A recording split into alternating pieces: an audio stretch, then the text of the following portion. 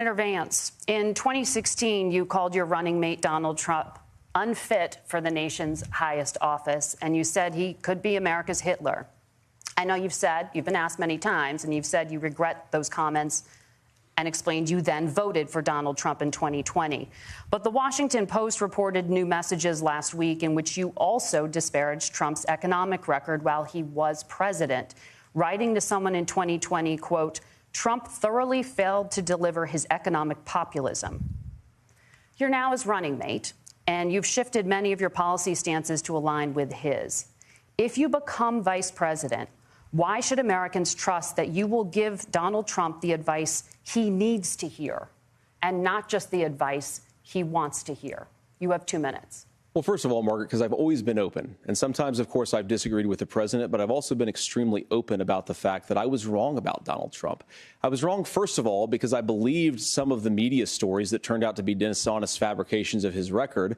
But most importantly, Donald Trump delivered for the American people. Rising wages, rising take-home pay, an economy that worked for normal Americans, a secure southern border, a lot of things, frankly, that I didn't think he'd be able to deliver on. And yeah, when you screw up, when you misspeak, when you get something wrong and you change your mind, you ought to be honest with the American people about it. It's one of the reasons, Margaret, why I've done so many interviews is because I think it's important to actually explain to the American people where I come down on the issues and what changed. Now, you pointed out to messages from 2020.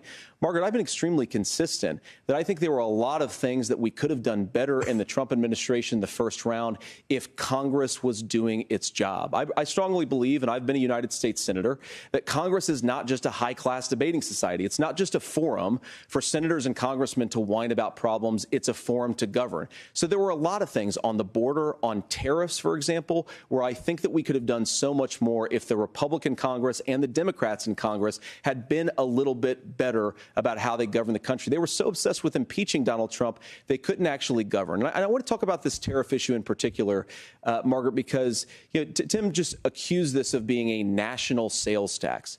Look, the one thing, and you're probably surprised to hear me praising Joe Biden, but the one thing that Joe Biden did is he continued some of the Trump tariffs that protected American manufacturing jobs. And it's the one issue, the most pro-worker part of the Biden administration, it's the one issue where Kamala Harris has run away from Joe Biden's record.